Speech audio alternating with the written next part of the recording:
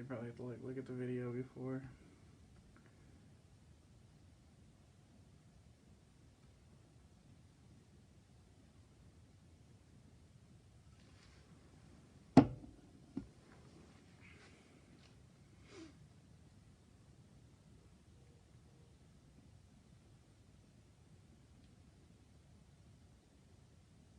How the hell can I not tag you? There you are.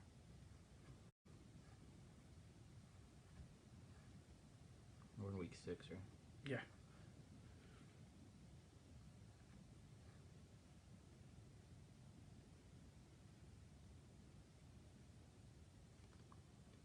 Oh, we got 2 people. Oh, shit. What up, Ryan? How's it going? We'll be live in like 1 minute. Oh, we're already live, but you know what I mean. Alright, I tagged you. Perfect.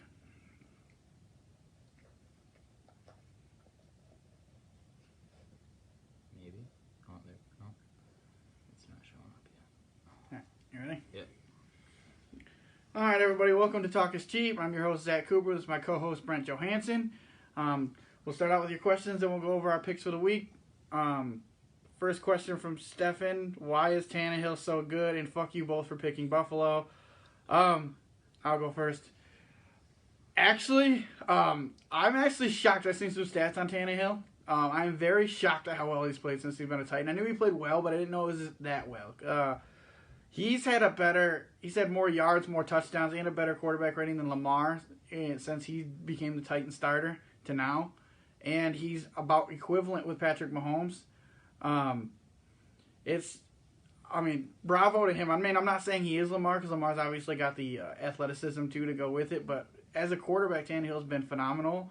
And I am sorry for picking Buffalo. I think Buffalo's a great team. You guys came out pissed off, and you looked like you were mad at the world for throwing COVID in your guys' faces. And from what I hear from the reports I read, that's exactly what it was. The Titans players were all pissed. So, but I mean, honestly, can you blame us when you're breaking protocol and going out and practicing when you're not supposed to? So, but good win, big win. You capitalized on Josh Allen making some mistakes, and you guys looked real good. I don't expect another blowout if you guys see Buffalo in the postseason. I expect a lot closer game, but definitely have a notch more respect for you guys now that they whooped the shit out of Buffalo. So. Yeah, so I've been completely wrong about Tannehill because I've been part of the gang that is all about, Tannehill's job in Tennessee is just hand the ball off to King Henry and just be a game manager quarterback. And then I saw the stats, and he's a better quarterback than Lamar in the past 14 starts, right up there with Patrick Mahomes. But it's crazy because nobody talks about that, and I don't know why. Maybe after this win against Buffalo, people are going to start giving him some credit. And while we're on that topic, I think I might have been a little quick to talk about how good Buffalo was because at the start of the season, my biggest complaint was Buffalo is really good at beating up on the inferior teams, but I'd like to see how they handled real competition. They beat L.A., the Rams, and I thought that was good enough, but then Tennessee continues to write the formula on how to beat quarterbacks and just shake them up, and once you get into Josh Allen's head, he starts making terrible throws and can't lead his team. They were really conservative, and that's not what you do when you're down by 20 points. He was trying to force the ball to Diggs too much. Yeah. I don't think I would. I want to see Buffalo play Kansas City before I say they're a bad team. It could have just been a bad game. I was not saying Buffalo is a bad team, but I hadn't been giving Tennessee a lot of credit, and they went in and just smacked Buffalo. I had Tennessee as one of the worst of the unbeaten teams a few weeks back before this whole COVID thing broke out. They really changed my mind. Yeah, for sure. Next one. How do you think Dallas will do with Andy Dalton as their quarterback? I know that I'm not going to catch a lot of support from Cowboys fans in this chat because I'm an Eagles fan, but I legitimately think Dallas' season is probably over at this point. yes, Andy Dalton was serviceable in that comeback win against the Giants, but you really have to take a look at the quality of opponent he was playing in that limited time. He beat the Giants. Giants have no wins. Prior to the Dallas game, which Dallas has a horrible defense, they were averaging 12 points a game. I don't think Andy Dalton is going to be able to lead Dallas to a divisional championship. And probably, unless both the Eagles and the Cowboys turn their seasons around, only one team from the NFC East is getting into the playoffs. And with Dak going down, I don't think Dallas is going to be that team. So I would have to write the Dallas Cowboys off this season. Yeah, I'm gonna have to agree, and I know that the NFC East isn't very good, but I just don't think Andy Dalton's very good. He's okay. I think he's an okay quarterback, but he's not as good as Dak is, and they weren't winning games with Dak at quarterback. So I can't imagine them winning too many games with Andy Dalton. Not with that defense. That defense gives up too much. Andy Dalton would have to score 30-some points a game every week to get some wins on Dallas. So I just don't see it happening. It's unfortunate, but that's part of sports. Hopefully Dak makes a full recovery, but I'd like to see what happens in the offseason now with Dak. Now they didn't get a chance to really play for his contract, so we'll have to see where it goes from there, but I think Dallas' season is done. So I don't have much more to add to what Brent said because he pretty much summed it up at this point. So Dallas is done. Where does Bell land, and why are the Jets holding on to Gase? Bell just signed with Kansas City. Yep. Breaking news. 1-year deal. And why are the Jets holding on to Gase? We say this every week. No idea. He should be fired. My guess is they're holding on to him to the end of the season so they don't have to force no other coach into that situation. Dallas still has the best starting quarterback in the East, in my opinion. Wentz has looked absolutely terrible. I don't know if you watched football the past 2 weeks, but start of the year, Wentz looked bad, but he's really been turning it around considering what he's got. But that's from an Eagles fan. Anyway. I like Wentz. I think Wentz is a good quarterback. I think he's surrounded with bad talent at the moment. He's got, Travis Fulgham is his best receiver right now, okay? Like, did anybody outside of Detroit fans know who Travis Fulgham was? No. Like that is his number one guy at the moment. So he's been tearing it up. It's really hard to say that Wentz has looked terrible. Like, I know numbers wise he has, but it's really hard to say that when he's throwing to Travis Fulgham. So these guys would all be making sandwiches at Subway. I say that every week. Okay, like if the Eagles weren't a team, these guys would literally be making sandwiches at Subway. They wouldn't be in the NFL. Just to put a little depth into it, Greg Ward and Travis Fulgham are the Eagles' number 1 and number 2 wide receivers right now. Both teams were practice squad, or both players were practice squad wide receivers. Neither one had a job, so if that tells you anything, they were practice squad, and that was like the highest point of their career at that point. Should the Jets tank? At this point, I don't even know if they put up their best effort if it wouldn't be considered tanking. That team is just bad. And honestly, I wouldn't even call it tanking because they could go out there and put their worst performance in. I wouldn't be able to tell you the difference between them and playing lights out football because that team is not great. So yeah, I guess if you're a Jets fan, just tank. Show them get out of here. I wonder if any New York team is going to win a game in that stadium this year. I doubt it. The 49ers have won 2, the Guardians have won 2 there, and the Jets and the Giants haven't won a single game. Yeah. So if the Giants are going to get one, it's probably against Washington football team. That might be. Oh, that's this week. Yeah, that could They're be. They're actually the favorite in that game somehow. Yeah. I'm not picking them. Fulgham, or however you spell his name, was looked pretty damn good. I'll give you that. Thanks. Yes, definitely. But yeah, I think they should tank because I think now that they're gonna go, Gase is not gonna be here next year. Most new coaches want a new QB, so chances are they'll probably try to ship Darnold and draft Trevor. But the problem is you have to out tank the other New York team. So that's the only other issue you have here. So right. It's going to wind up being the most important coin flip in the history of football. 2-0-16 teams trying to get to the one. It's very rare to finish 0-16 in the season, so I imagine the Jets are probably going to sneak at least one win out, and then they're in competition with Jacksonville for Trevor Lawrence. So it could be a complete shit show on who's going to take him. I don't believe in the term tank. You're just good. Yeah, I agree. I don't think teams actually do it, but the question was just brought to us, so I just gave my opinion. I agree with it too. I don't think especially front offices may try to tank to get better picks, but players don't because they could not get another job because of their performances. So I somewhat disagree. Last year with Miami, at the beginning of the year, there were some questionable plays by Fitzmagic that probably hinted at that he was told to lose that football game, like when they had the chance to beat, at the time, the Washington Redskins, and instead of throwing the easiest check down pass of all time, he threw it right into the dirt. I just think sometimes Fitzmagic is awful. It was like a 3-yard pass. Like, I know. And he just as time expired. So there were some, maybe, I don't know. I don't really believe in tanking either, but they might listen to what their coach tells them in the mic and just says, hey, let's get out of this game. Browns upset Steelers. OBJ goes off for 125 plus 2 TDs. Unrealistic or facts? It's a loaded question. I think that the Browns will upset the Steelers, and I wouldn't even really consider that a upset because by Vegas standards. Yeah, technically it would be an upset, but those are two high-powered teams.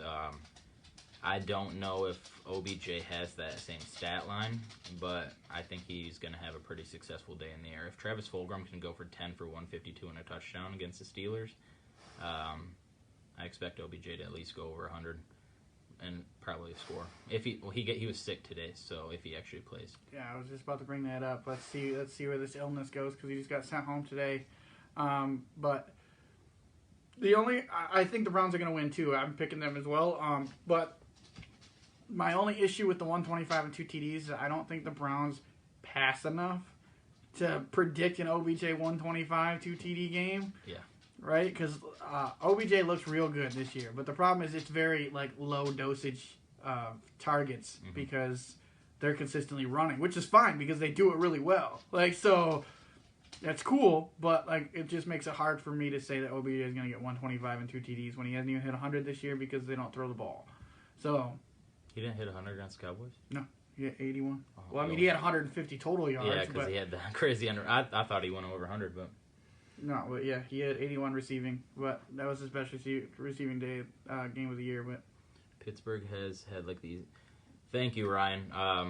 I've been saying it since the start. I don't think Pittsburgh is worthy of that 4-0 start, but come on, work with me, Dad. There we go. Even though they're an unbeaten team, I don't think that they're one of those elite teams. Yeah, I agree. I don't necessarily think they are bad either, but I'd like to see them play a good team. This will be a good way to see how good Pittsburgh is this week, I think. But yeah, they I think all their wins, they're combined 1 win between the teams. I think technically there's 2 wins 2? now. Yeah. I knew it was super low, barely any wins. Yeah. Who have they beaten? They beat Philly. Beat the Eagles, Denver, the Giants, and Houston. So 3 wins. Yeah, Houston did get a winless last week. So 3 wins, but one of the wins came against the Jaguars from that opponent team. So you got to look at the quality of opponent that you're facing. And even though the Steelers beat the Eagles by 11 points, if anyone watched that game, it came down to the wire in that game. They just scored a go-ahead touchdown to put it away at the end. Yeah, it was a close game. So, can Seattle's defense win a Super Bowl if carried by Wilson? Yeah, I think they can. We've seen Seattle's defense make stops when they need to, and that's kind of what you need. If you don't have a great defense, then as long as you have a bend but don't break defense, that's what you need when you have a guy like Russell Wilson. He just needs a little bit for you not to give it up when you need it. The Seattle's defense isn't good, but twice this year they've showed up when they needed to. They stopped Cam at the goal line in week 2, and they stopped Alexander Madison from getting 4th and inches, and that stop won them the game also Sunday night. So they step up when needed. And I think that would be enough. Yeah, I definitely think that Seattle can win a Super Bowl. Russell Wilson's got 19 touchdowns through 5 games. He's playing out of his mind. This is absolutely outstanding play by him. And I think anybody would be foolish to count out Seattle from winning a Super Bowl. Yeah, their defense is going to be detrimental in the playoffs. It's going to be something that Russ has got to get over. But at the same time, it's Russell Wilson, and I think he's very capable of doing so. If anyone can carry a team to the Super Bowl, it's Wilson. This defense is a huge liability, in my opinion, but Wilson is damn good. I agree. But for my take on that, do I think that the Seahawks can win a Super Bowl with that defense? Yes. But I'm not locking the Seahawks in to go to the Super Bowl. No, you don't lock them. I think if they face Green Bay in the NFC Championship game, that defense could be the reason why they don't end up making it to the big game. For sure. I can agree with that. Actually, since Ryan's watching, this question is by him. A couple questions. Are we buying into the big performance by Chase Claypool? No. So, I'm an Eagles fan, so I have all the expertise in the world with this, but the Eagles have a proven track record of making average players look amazing in one game.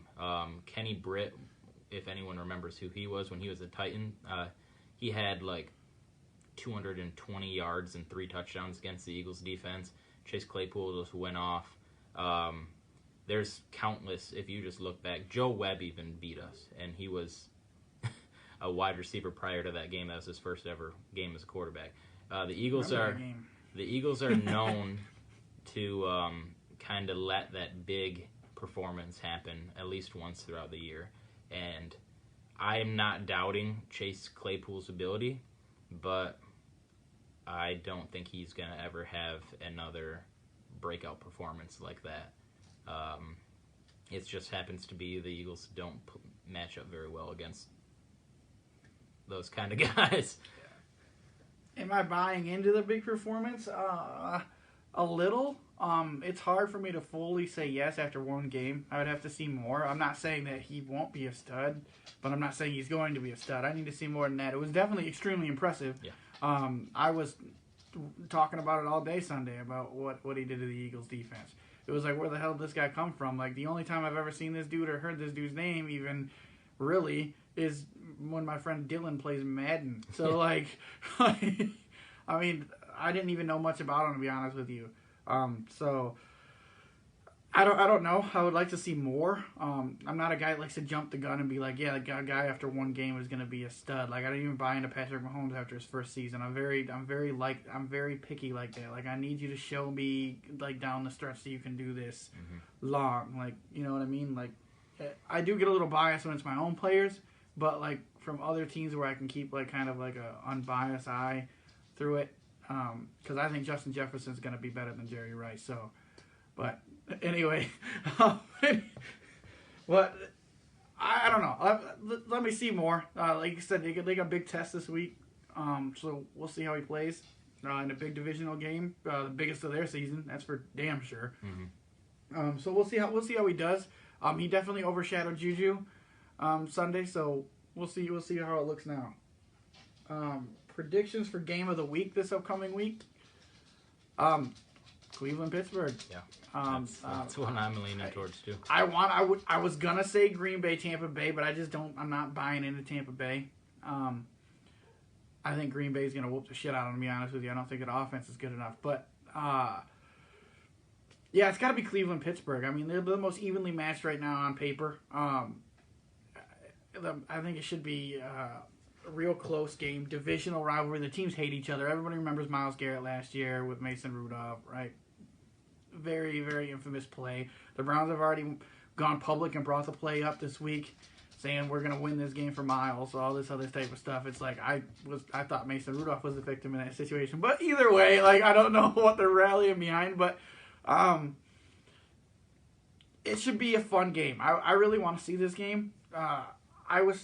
Kansas City Buffalo should be another good one, but I'm just a little torn on which Buffalo team is going to show up. So that's why I would take Cleveland Pittsburgh. So I think that's the game to watch this week.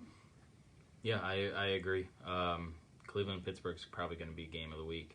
It's going to be two offenses going at it, two good defenses going at it. We'll see. One team has to lose in that game, and we'll see who it is. And will Jalen Hurts see some time soon as the QB for the Eagles? He already has been seeing some time. Not as a traditional quarterback, but completed his first pass against the Steelers. I've seen that. It was like a 15-yard dart to Richard Rodgers, That's good. The Hail Mary King.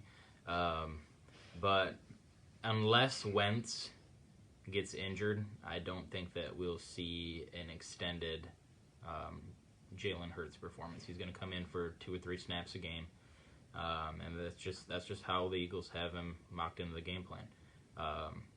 Peterson has not jumped off the Wentz train. Nobody really should.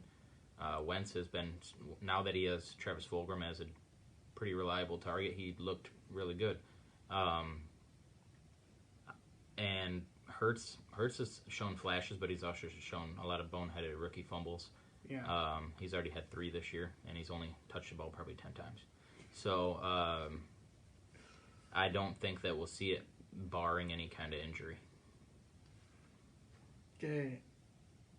Yeah, I mean, that's his team. I don't know how I can top that, so I'm going to have to go and just ride with that and say, yeah, I don't think so.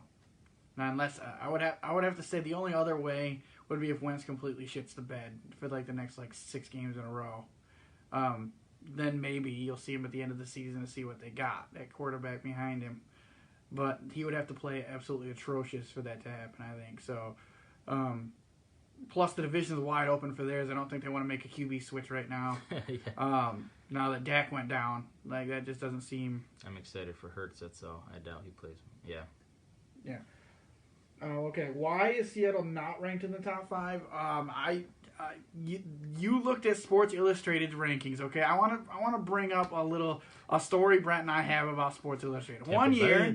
One year, we got a Sports Illustrated issue. I actually still subscribe to them. I read their magazine. I don't know why. They suck. You just go off the reverse of what they say. Yeah, so pretty much I just do the opposite of what they say. Okay, one year, they had Tampa Bay Buccaneers finishing 12-4 and winning their division, and they won 4 games that year. Yeah. Okay, ever since then, I was like, look, they're off the table. You seen a Sports Illustrated power rankings that had Seattle at 7. That was absolutely ridiculous. They also had Tampa Bay with 2 losses at 4. So that tells you anything. I wouldn't listen. Every other power ranking in the world has Seattle in the top 5. They should have them at 1 or 2. Yeah. But definitely in the top 5. I would just never trust Sports Illustrated for real. I think the lowest I've seen Seattle is 4. The highest I've seen them is 1. But I think anywhere in there is really safe to make that move.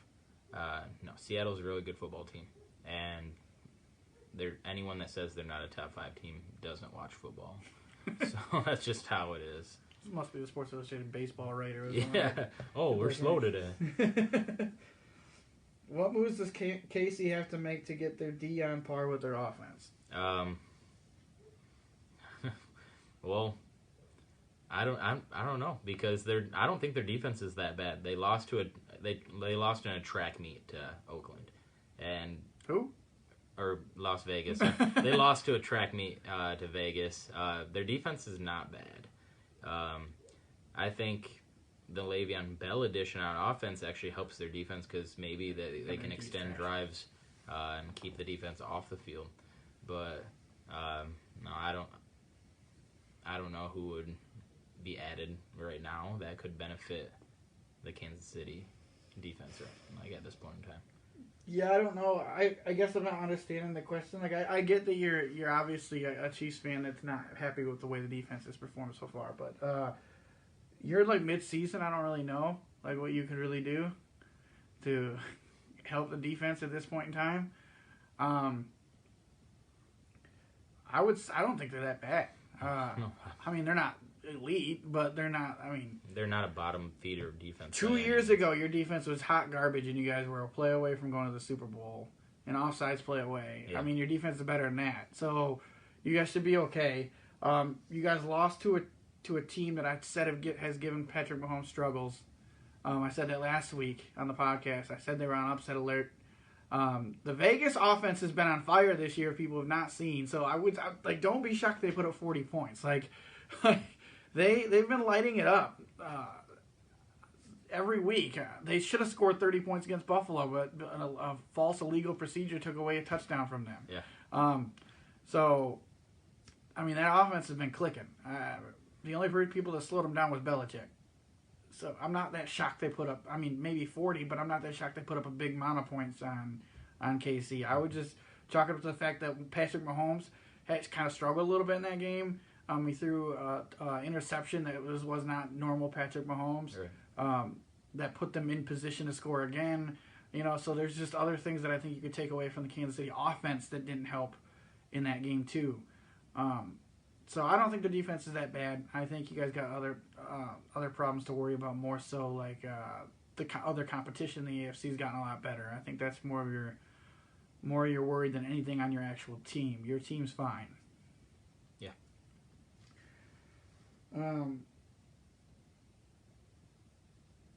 How nasty was the Dak Prescott injury? Do you think he will ever play again? Do you think they will even play next year? And what about old firecracker Andy Dalton? We already talked about Andy Dalton, so we're not going to talk about that again. But Dak's injury was disgusting. Okay, I did not like watching it. I don't like watching that kind of shit. I can watch that stuff in movies all day, but when I see it in real life, I'm like, oh, because I just know that guy's in actual like a horrendous amount of pain. So I don't like watching it. I will not watch that video again. I've seen it twice. I don't need to see it again. I'll tag you in it. No, I'm not gonna watch it. Do I think he's going to play? Yeah, he's going to play next year. His recovery time is 4 to 6 months. He'll play.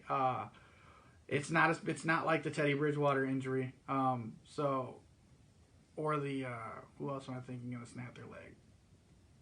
Alex Smith. Thank you. Why was I drawing a blank on that? It's not like the Alex Smith injury. So he'll be fine. And obviously, he was going to be done this year.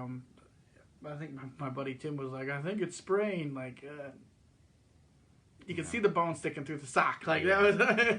And he smacked it on the turf. Yeah. Oh, yeah. It was, oh, God. This is putting shivers up my spine.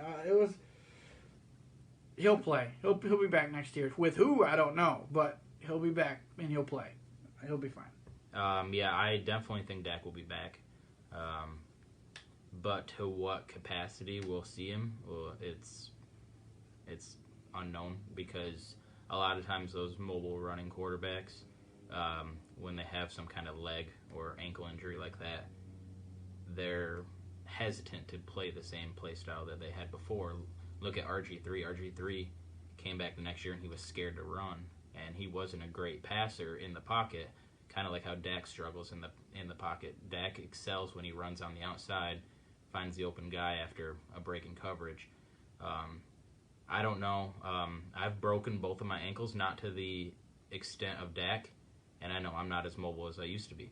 So being an NFL star like that, I don't know if Dak will be as athletic coming back from that injury, because it was gruesome. So I don't think he'll be back with the Cowboys, because he's still going to want a lot of money.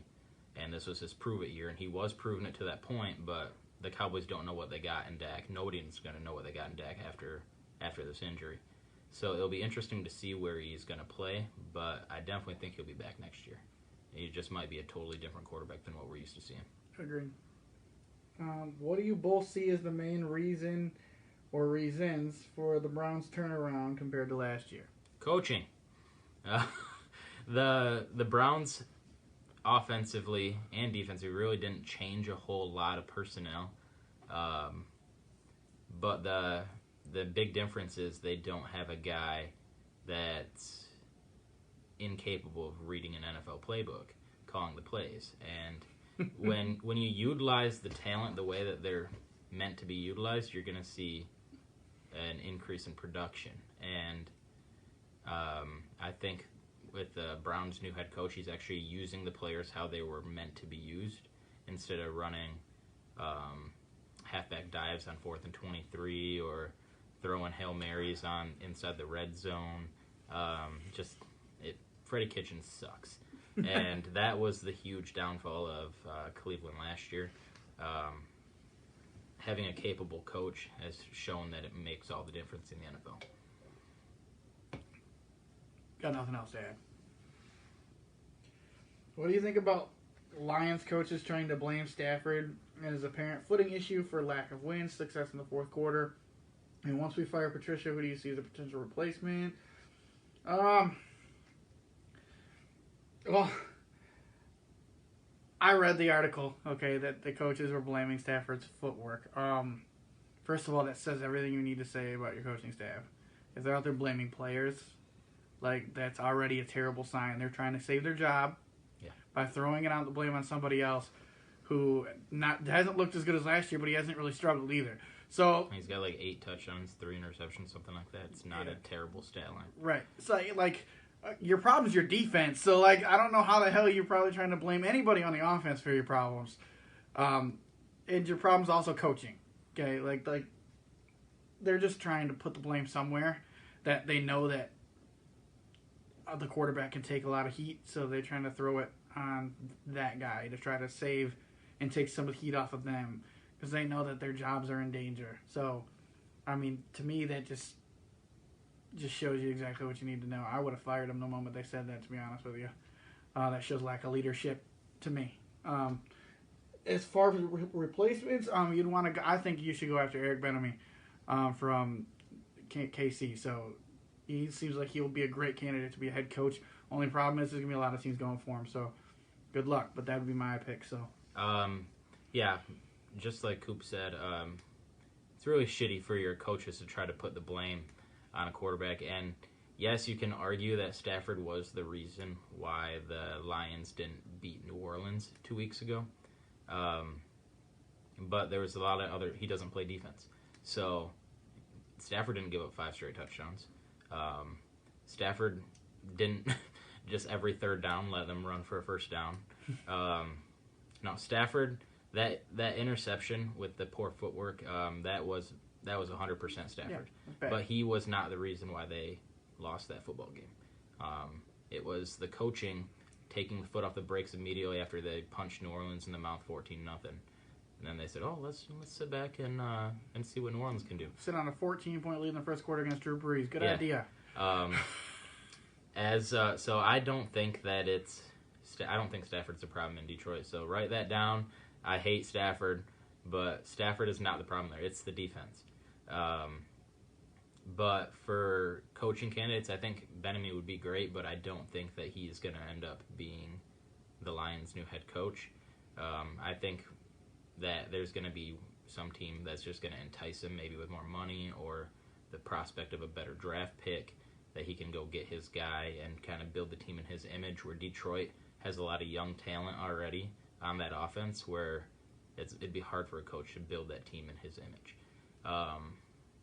So I think the great Rex Ryan might make a comeback into the league, and he'd be a interesting coach to come in, because it's finally you'd have a totally drastic coaching change from a coach that nobody in the team respects or wants to listen to having the ultimate players coach, where coach that'll force you to respect him. Yeah, that he's such a great guy that, like, you're gonna go down and lay it all out on the field every week for him.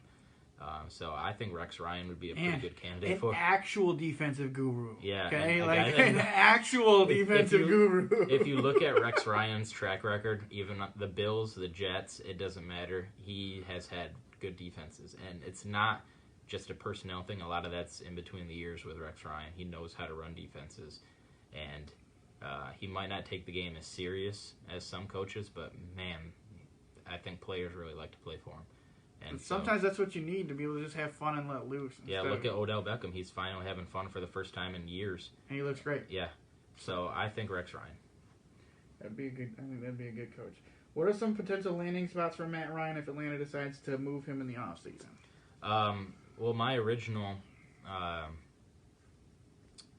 take would have been the Las Vegas Raiders, because I thought prior to that air raid on Kansas City that they were really, honestly, a quarterback that could heave it away from really being a contender in the AFC. But Derek Carr he's not playing bad football, and he's actually, if you look at his stats, he's playing pretty lights out. So I'm gonna have to shift it, and as much as I'd hate to do it to Gardner, I think Jacksonville would be a good fit for it. Just a place where they can get a guy in there that sell tickets. Jacksonville's not competing for a championship, but I don't think Matt Ryan at this point in his career is exactly competing for a championship either. San Francisco. Oh, yeah, that's a good one. They're getting rid of Jimmy G. Kyle Shanahan and Matt Ryan have a big relationship. He already knows the playbook. It'd be a perfect place to go. San Francisco's a good quarterback away from being able to actually win the Super Bowl. Matt Ryan's not an elite quarterback, but he's definitely better than Jimmy G, and I think that's a step forward. There, he would not have to learn a new playbook. He would already know what's going on. They have that relationship, and when you have a relationship with a coach, that's always good to have that kind of chemistry there. You tend to play better with those types of situations. You could keep that Super Bowl window open one more year, 2 more years. Yeah, you could. And then they could always draft somebody to sit behind Matt Ryan and learn, because I don't think they believe in Nick Mullins, and C.J. Beathard just doesn't sound like he's a good quarterback. So, who wants to be like, Super Bowl champion Beathard? Nobody. So MVP C.J. Beathard coming out here with that mullet.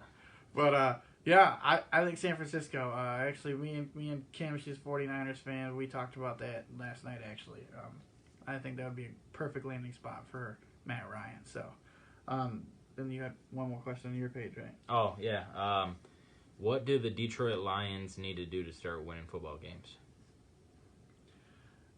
Fire the coach. That's a starter. Some would say fire the GM. I'm not 100% on board with that, but I see why they would do it. But I think you need to start there. I think that's the biggest key. You could always say improve the defense, but as long as the guy that's running the team is still there, the defense is always going to be shitty. Because believe it or not, Detroit's got talent on the defense.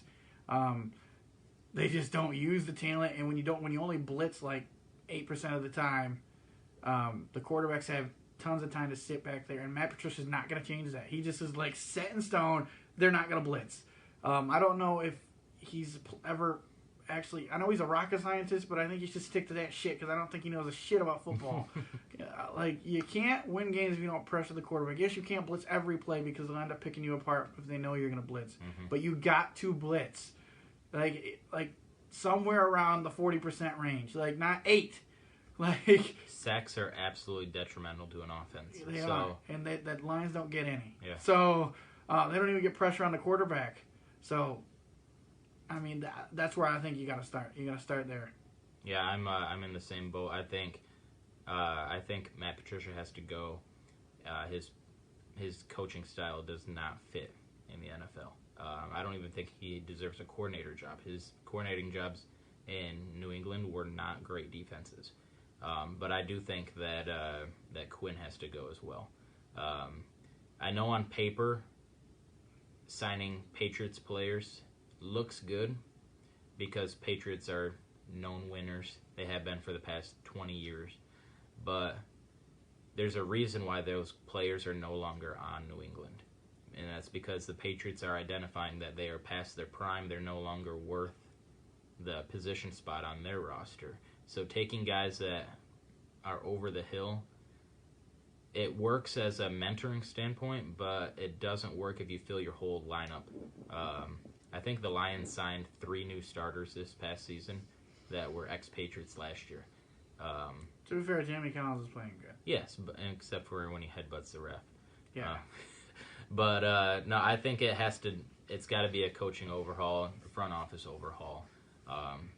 Get a coach in there that can utilize it just like Cleveland did, and you could see Detroit taking one of those wild card playoff spots. They have the talent to do it. They just need the coaching to get them there. Yeah, I agree. All right, we go to the picks now. So I didn't even submit mine to you, so I'll be doing mine as we go. Neil says, "No pod tonight." I'm like, "I'm on now." I'm gonna see if I can tag him real quick before we do our picks. Can I comment? What the hell? I can probably get on and tag him.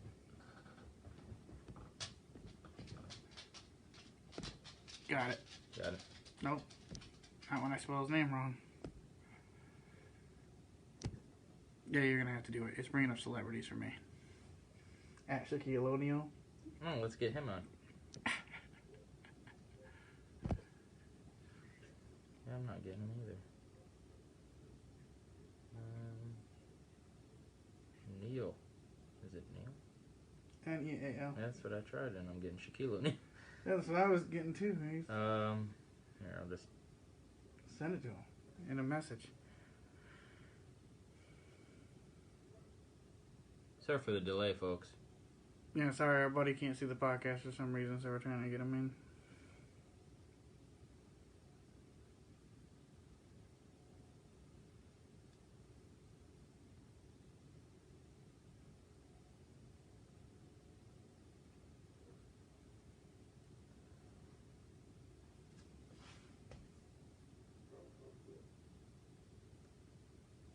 All right. Yep. I'll start out.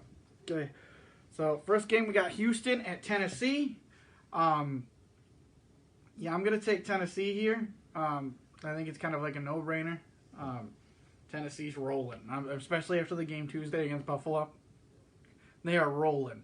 I don't know if anyone can stop that offense, and their defense is good enough to not lose them games. So Houston doesn't have anything to really offer as opposed to competition for Tennessee, other than Deshaun Watson, which he's got no pieces around him. So I just think that Tennessee is just a much better team here.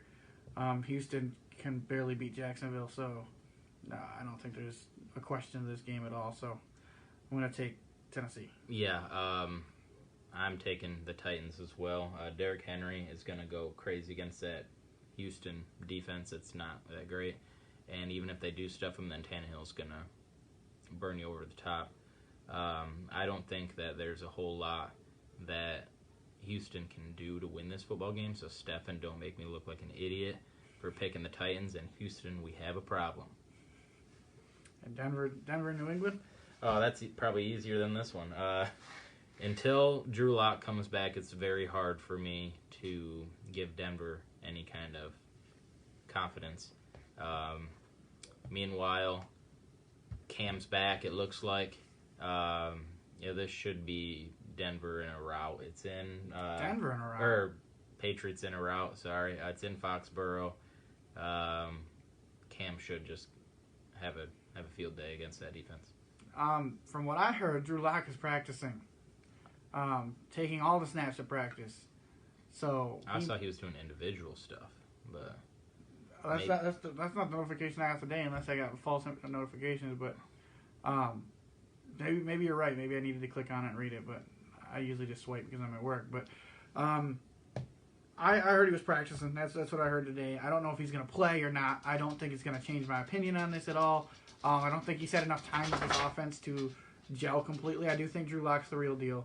I think he'll be a quarterback that's really good. I just don't think it's yet.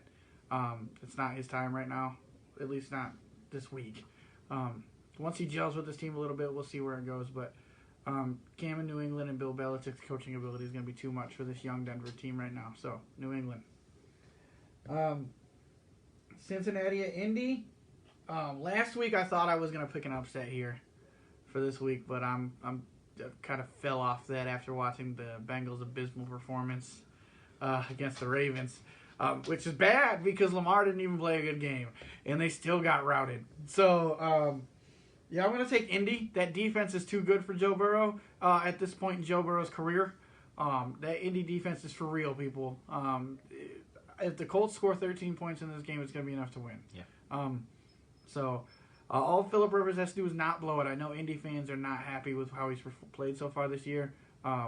But the good thing is your defense is really good, so you make up for any mistakes Phillip Rivers makes. So he's past his prime, guys. That's what you get for signing him and not riding out Brissett. So that's on you guys. So, but Indy should dominate this game. Yeah, I know it's early on the season, but the way that Joe Burrow played against the Ravens made me lose my confidence in Burrow. He's had good performances against subpar teams, but the Ravens are better than a subpar team. The Colts have a better defense than the Ravens do. And I just don't see a way that Joe Burrow even scores 2 touchdowns in this game. As for the fans that are mad about Phillip Rivers, I guess I don't know what you expected. Because if you watch Phillip Rivers the past couple years, the guy's literally just an interception machine. He showed last year that he's riding between a quarter tank and E on the game tank, and it's looking pretty empty right now. So I don't know what they were thinking by signing him. I don't think he's a upgrade over Brissett, and I don't. But even Phillip Rivers at this capacity should be able to beat that Cincinnati Bengals team. Colts win it pretty convincingly. All right, Atlanta at Minnesota. If this game actually takes place because the Falcons all went home due to a COVID scare, 4 people. yeah, then I gotta go with Minnesota. Sorry, my dog's in the way. Get out of here! Come on. Minnesota is finally, they're clicking. The gears are rolling. They lost to Seattle by 1 point. They probably should have won that game. They almost beat Tennessee. Meanwhile, Atlanta just does not look like a good football team this year. They're not even going to be in competition. I know Dalvin Cook is questionable for the game, but I think he's not playing. He's not playing. I think Madison's a good enough running back to get that job done. He's no Dalvin Cook, but he's still probably a top 20 back in the league.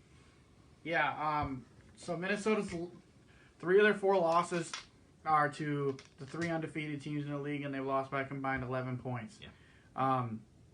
Minnesota's not a bad football team. They just caught a few bad breaks at the beginning of the season. They really should have beat Seattle, and I know a lot of people are going to question Zimmer's coaching at the end of that game, but he made the right call. Mathematically, it's 4th and inches.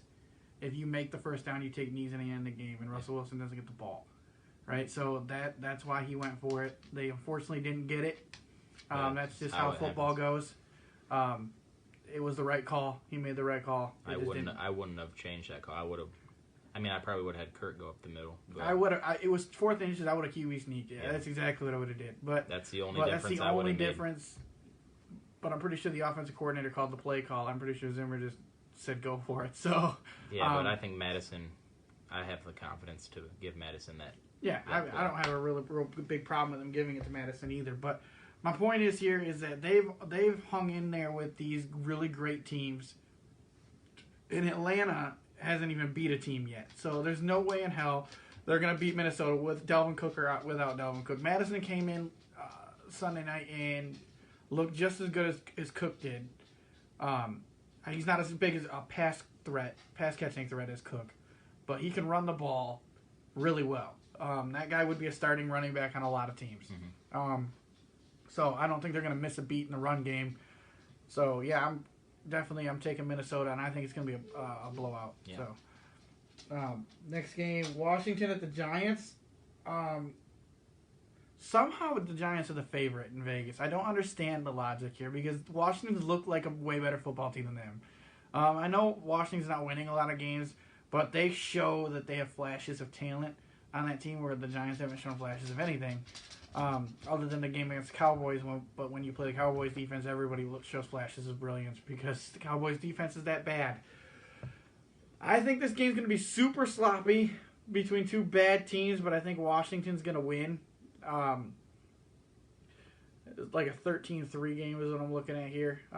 That defensive line is going to give that Giants offensive line a lot of problems. So yeah, I got to take Washington on the road. I'm gonna take the favorites here with the New York Giants. I know Alex Smith made his comeback, the comeback that nobody thought was ever gonna happen.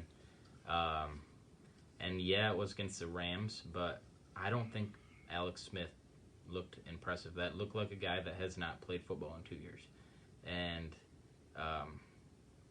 the Giants, they lost to the Cowboys, but the week before they held the Rams. They gave the Rams everything that the Rams could take, and the Rams barely beat the Giants.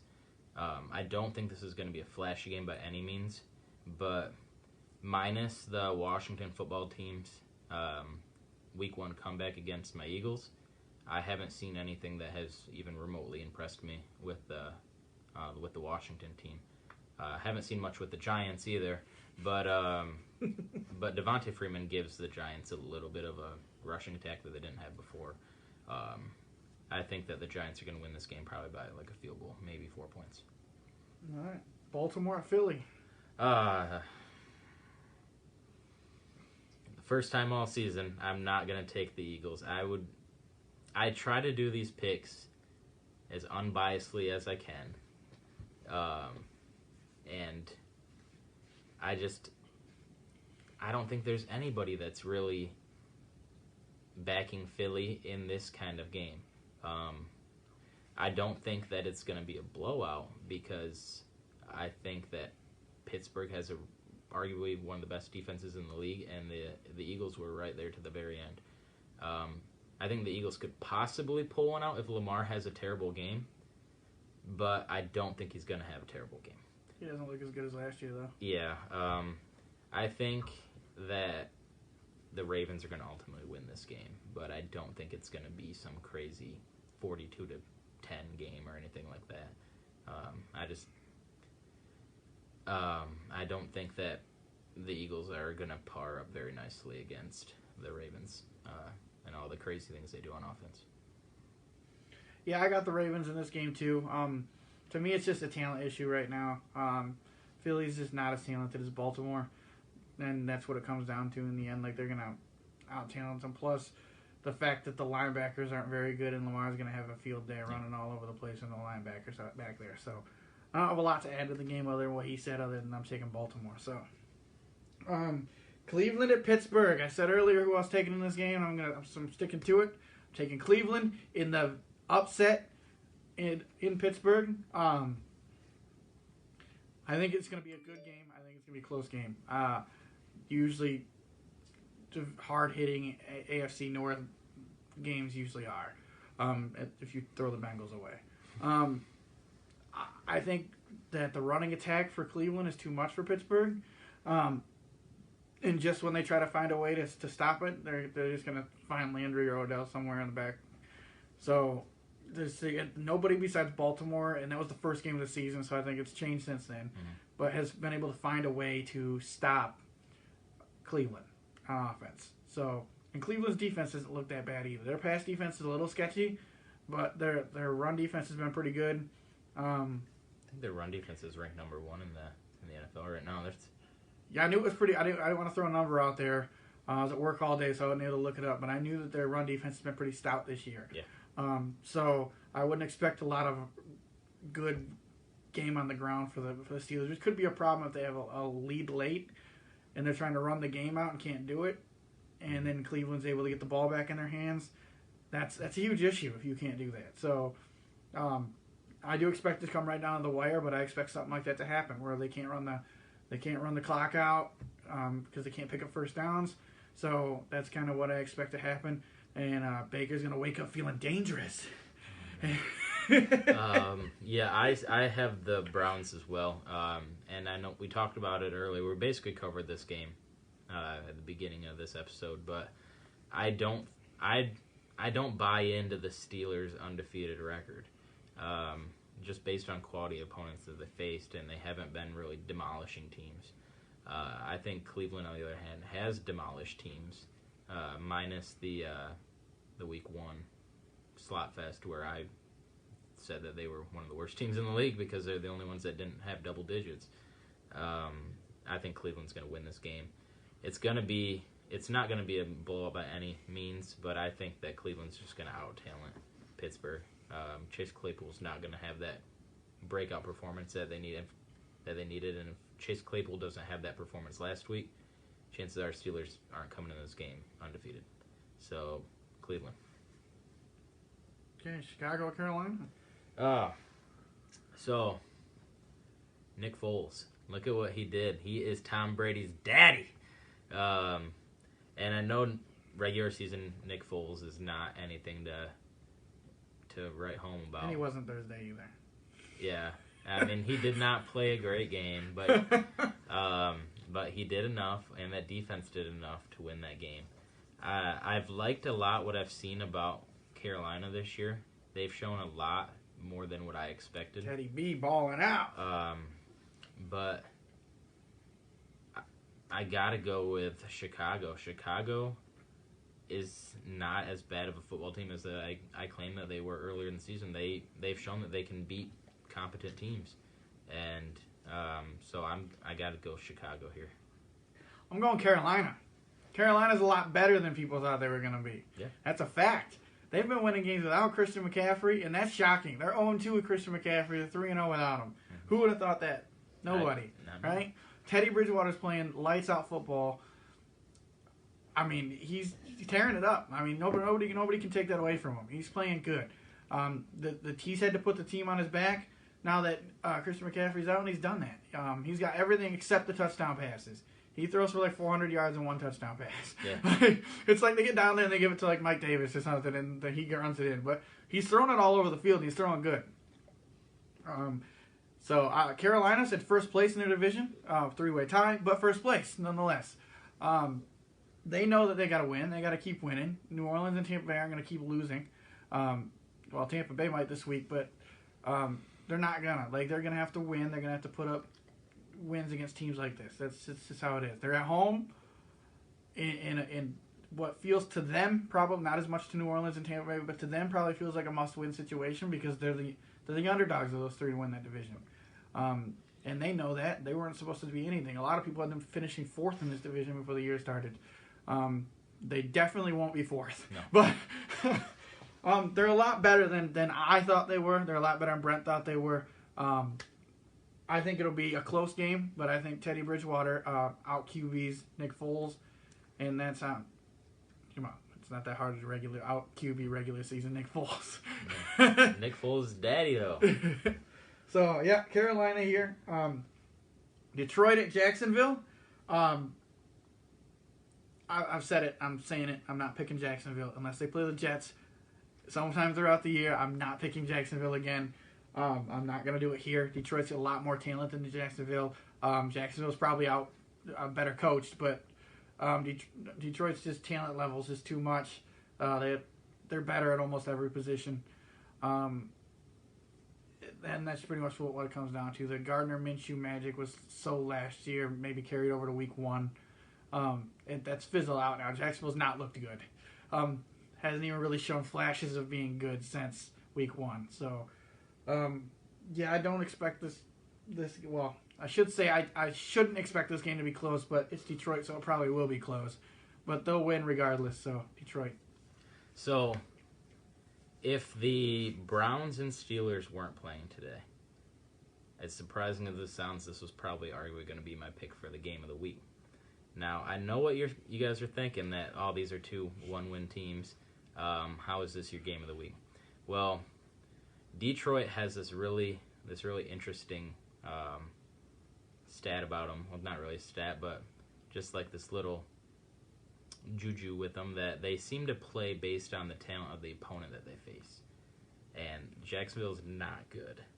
So that means the Detroit Lions that we're going to see on Sunday is not going to be good. It's going to be a very sloppy game, but it could also be a high-scoring game because both defenses are horrible. And Chark is a great wide receiver, and Detroit has a lot of weapons on offense. So this one is a game that I'm really interested to watch because we're going to see what Detroit team comes out to play. I have the Lions winning this game because, sorry, Addison, but the Jaguars are not good. They suck, dude. So I have Detroit. It should be a convincing win, but it's going to come down to the wire. Detroit pulls it out, though. All right. Jets Dolphins? Okay. I'm not picking the Jets for the entire year unless Adam Gase gets fired. If Adam Gase gets fired, then maybe we'll see a team that has a little bit of life in them. But right now, you don't have that. The Dolphins just ran the Wildcat. They brought it back from 2008 or 2009, whatever year it was. They brought it back. Ronnie Brown. And they made the 49ers look terrible. Which I don't understand how you don't know how to play a Wildcat offense. It's pretty easy to stop. One of 2 guys are going to get the ball. Yeah. And you just have to run like an engage 8 and send everyone and just hope that he's not going to throw it. 5 guys cover that guy, 6 guys cover that guy. Yeah, you're golden. You know that the quarterback's completely out of the scenario for those plays. But San Fran just didn't know how to do it. The Jets are terrible. They're the worst team I've probably ever seen play football. And I watched the beginning 2019 Miami Dolphins play, and I thought that team was the worst that ever came out. The Jets make those guys look like the 18-0 Patriots. So, Dolphins win this. If you guys are betting people, put anything you want on the Dolphins. They're not going to lose this game. Dolphins are 9-point favorites. I would still take them. I would take the spread on that because the Jets suck. There's nothing else to say about that. If there's any Jets fans in here, there is. You're not going to like hearing me talk about the Jets. There's just nothing good to say. That team's not good. Like, I'm sorry that you guys are their fans, but it's a bad time to be a Jets fan right now. Yeah. Miami. Anything to say, Coop? Nope. Okay, this is going to pain me to say this, okay, the next game. Green Bay, Tampa Bay. I hate picking the Packers. I hate it. And at the beginning of the season, I had this game. This is a team that could beat Green Bay and give Minnesota a chance to take the division. Well, two problems with that. One, Minnesota's not in any position to take the division. And two, Tampa Bay's not as good as people thought they were. Tampa Bay's defense is great. They have the second best defense in the league right now statistically. But their offense is super hot and cold, and that's a huge problem. The problem with hot and cold offense is you're playing an offense that's not hot and cold. You're playing an offense that's always blazing hot. Mm-hmm. Okay, so you're playing arguably the MVP with Russ, one of the two, for the year so far. He hasn't thrown an interception. He hasn't even turned the ball over. So you're looking at, you have to play mistake-free football. You can't afford to punt the ball.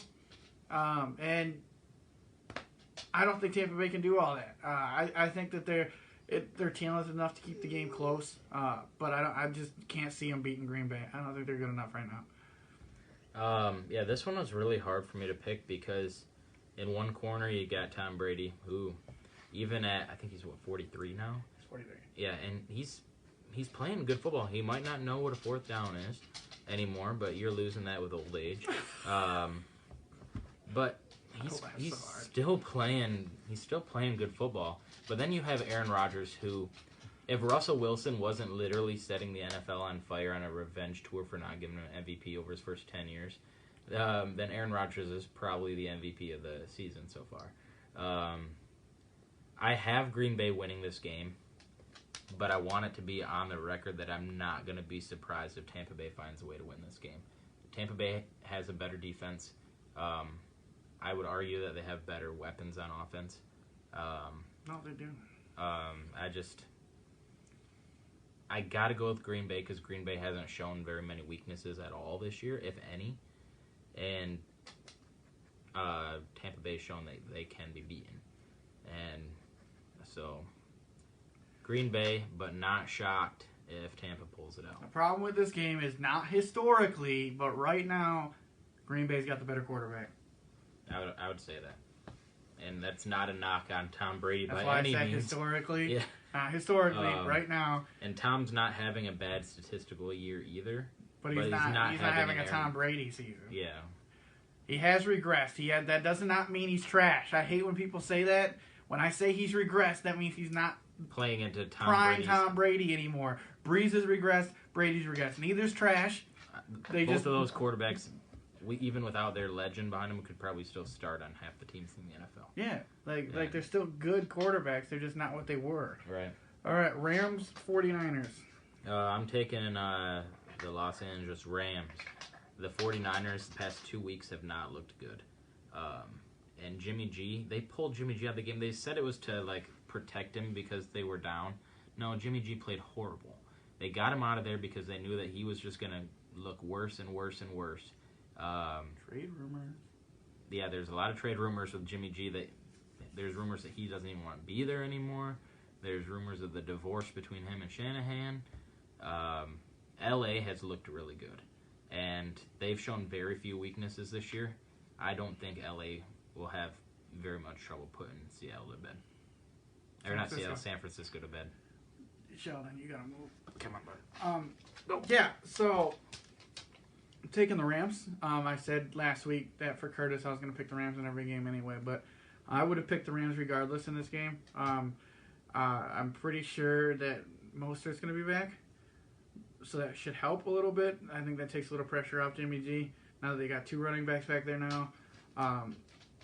Because I don't think any of these running backs alone are really that great. I think together is where they get the best. Yeah.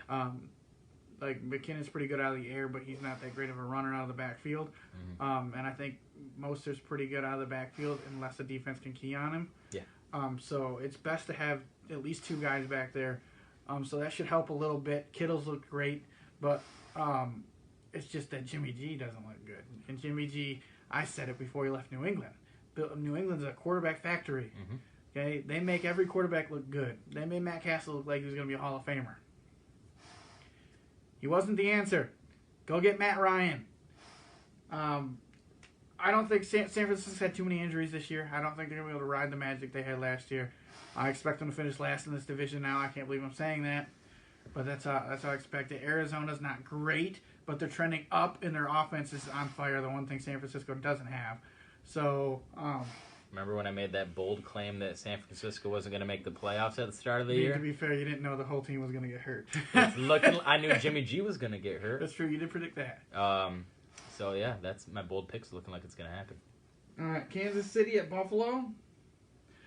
All right, my upset pick of the week. Taking the Bills, baby.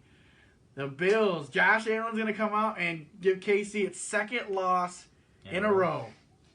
It's at home in Buffalo, where Buffalo plays great football. The fans will be outside the stadium, jumping through tables, and they can hear it kind of inside the stadium. It'll get them all pumped up. I think Josh Allen had an off game. He's looked great besides. I think that they have a lot of weapons out there, and I think they're going to be pissed that they got blown out. Okay, they're not happy. I know that they're not happy. Patrick Mahomes and the Chiefs just got upset by the Raiders. But the problem with that is they know they're good. And they're going to come in thinking they're just going to run through Buffalo. And I think the team that wants it more is Buffalo. And that's why they're going to take it. But it's an upset for a reason, okay? I wouldn't be shocked if KC wins this game. But I think it's 2 good teams playing each other. And it just could go either way. It was almost a coin flip for me, but I'm taking the home team, so... I'm on the opposite side of this. I don't think I can recall a time where Kansas City, under Patrick Mahomes, has dropped 2 in a row. They haven't. And I don't see it happening this time. I think that Josh Allen got exposed on Tuesday night. Stop that. He did not look good. He didn't even look like a top 20 quarterback in that game. It was too conservative, and that's where his safe zone was. If you play conservative against the Chiefs, you're not going to win that football game. And the Chiefs know that that the Raiders just shocked them. They're not going to let it happen twice. I don't think it's going to be a blowout, but I'm not going to sweat during this game at all for Kansas City to pull it out. Kansas City wins it pretty convincingly. All right, Arizona at Dallas. Oh, okay. So prior to Dak's injury, I was going to lean towards Dallas. Because Dak is literally throwing damn near 500 yards a game.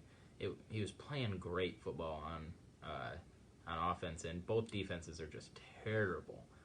But no Dak, no win here. I think that between the 2 bad defenses, Arizona's got a better one, and it's going to be enough for Kyler Murray to just get the job done. And I think Arizona's going to win this game, probably 24-13, somewhere in there. I don't expect much offense with Andy Dalton throwing the ball there. Yeah, I'm in the same boat. I think Arizona's defense is better than Dallas' defense, and Kyler Murray is better than Andy Dalton. And so those are 2 key places where you need to be better than your opponent, and that both leads towards Arizona. Plus, Dallas hasn't been that good anyway. Mm-hmm. So even with Dak, so regressing at that position doesn't leave me much hope to pick them in any games that they're not playing the Giants or the football team.